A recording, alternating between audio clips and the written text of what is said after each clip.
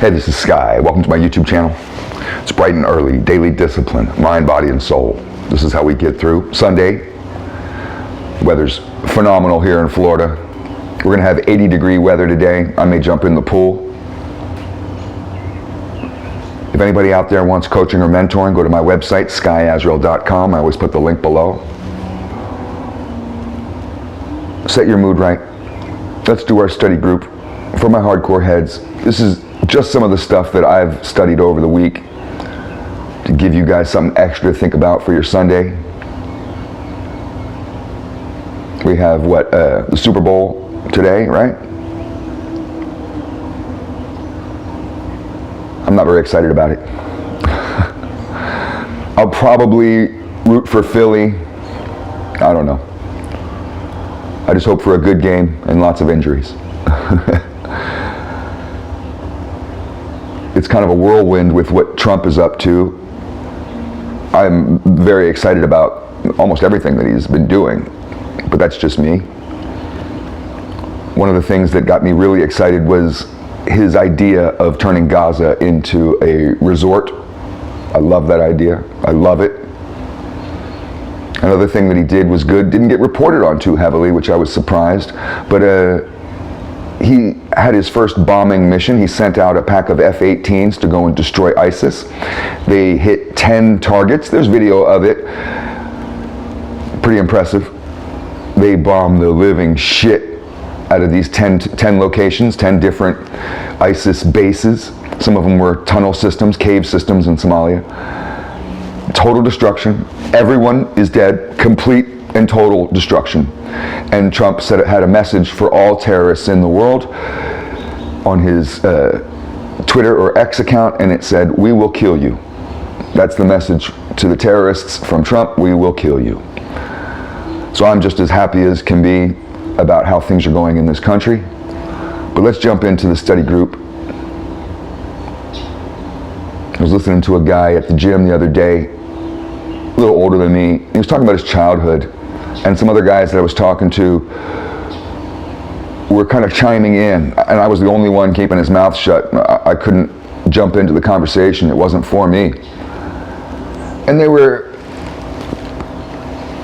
talking nostalgically about their childhoods and about their parents and how much they love their daddy and their mommy and how much they respect their parents and how great their little Norman Rockwell Leave It to Beaver childhood was. I don't understand that at all. And if you had a traumatic childhood, you don't really relate to the nostalgia of youth or infancy, and you may not relate to the nostalgia of this kind of Andy Griffith relationship with your parents where you're going fishing with daddy, and I had none of that. But see, here's the thing. The Bible says, honor thy mother and thy father, and you have to. You won't get into heaven without it, and you may have a grudge. And try it. I've been trying it for the last 50 years. Try to explain your grudge to God. He won't get it. And it's frustrating because you may have to explain it thousands of times, and you're like, see, dude, one more time, let me go over it. They were terrible people, and you go through all your shit. God doesn't understand your grudge. He doesn't get it. Because that's your delusion. That's your baggage. That's your resentment. That's your negativity. And your baggage won't get into heaven. We talked about the narrow gate. There's a narrow gate into heaven.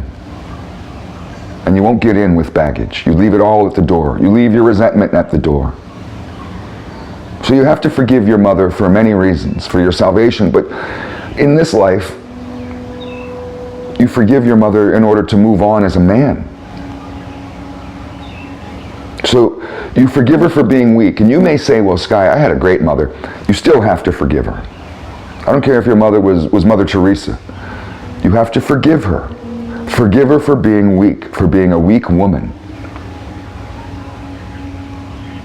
And the reason why you forgive her is twofold, threefold, really. I mean, you do this for several reasons. You forgive her to lighten her burden as she gets older and dies. When your mother is on her deathbed, it's a gift you can give to her to lighten her burden. She may have the burden of knowing that her son resents her. Lighten her burden by forgiving her so she can have her own salvation, so she doesn't have baggage when she goes up to meet her Maker.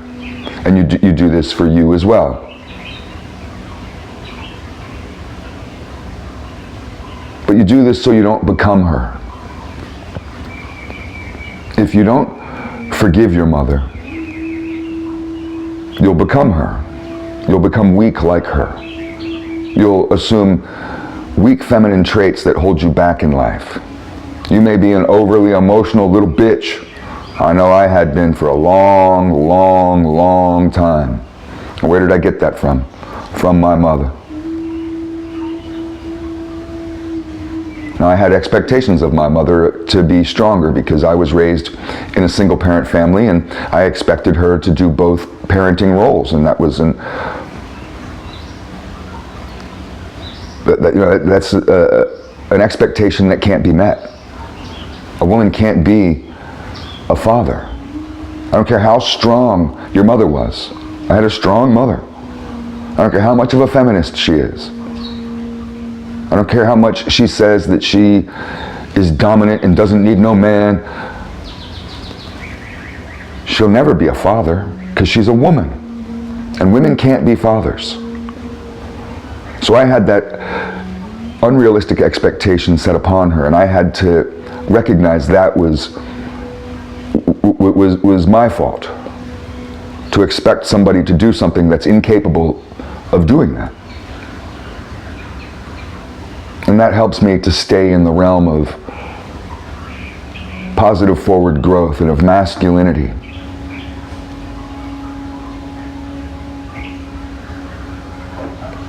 Men were made in the image of God. God forgives.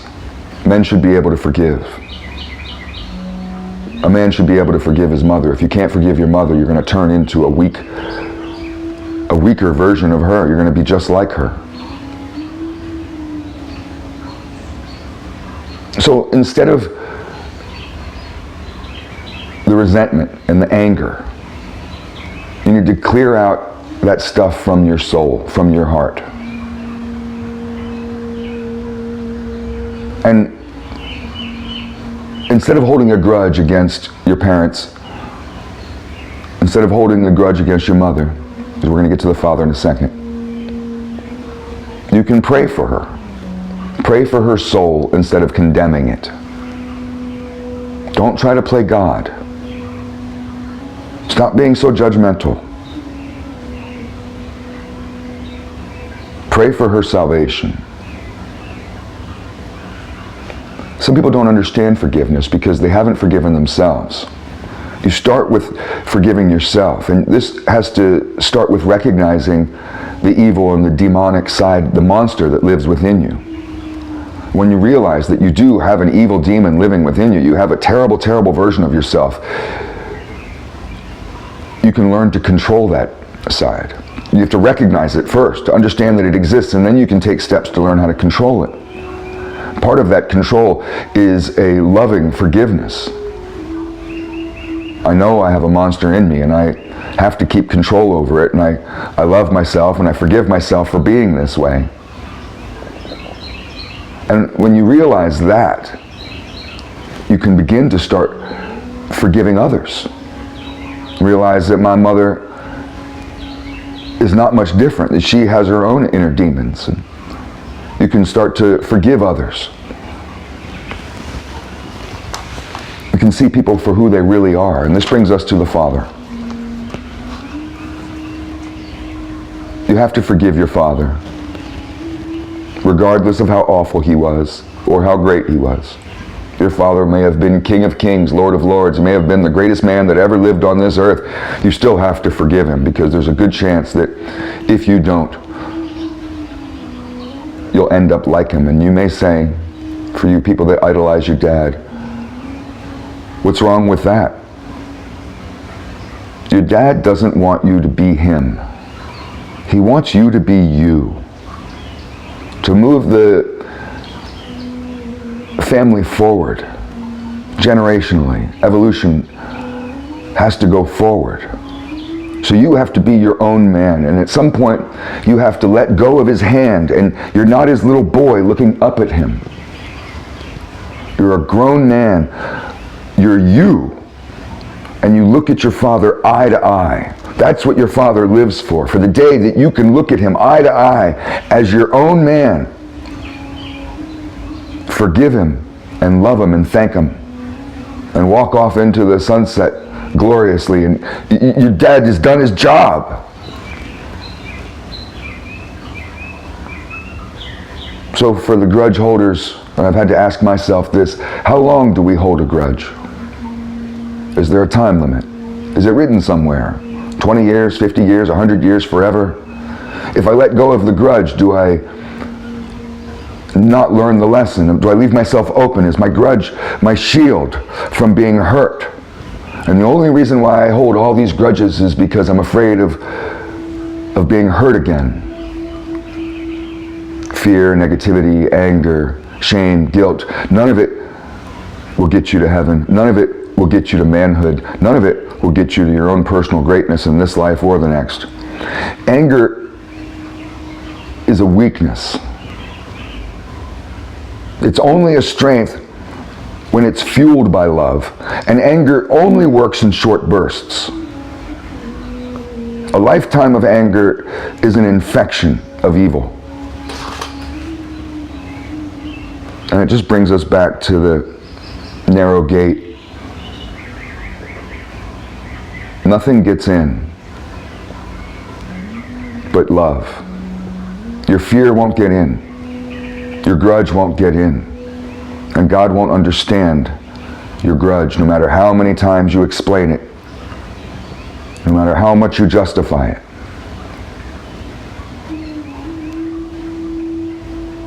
The bottom line on this is from my own personal experience. I didn't start witnessing my own success in business, in love, in life, until I went through this process. I stayed immature and kind of in the same spot, on the same plateau. I wasn't able to move forward until I went through this. Forgiveness is by far the hardest thing that I talk about with clients and with people, and it's by far the most unpopular topic on this channel. YouTube hates forgiveness. If I make a video about forgiveness, people, they argue, they bitch, they moan, they fight to try to explain their grudge. But God won't understand your grudge.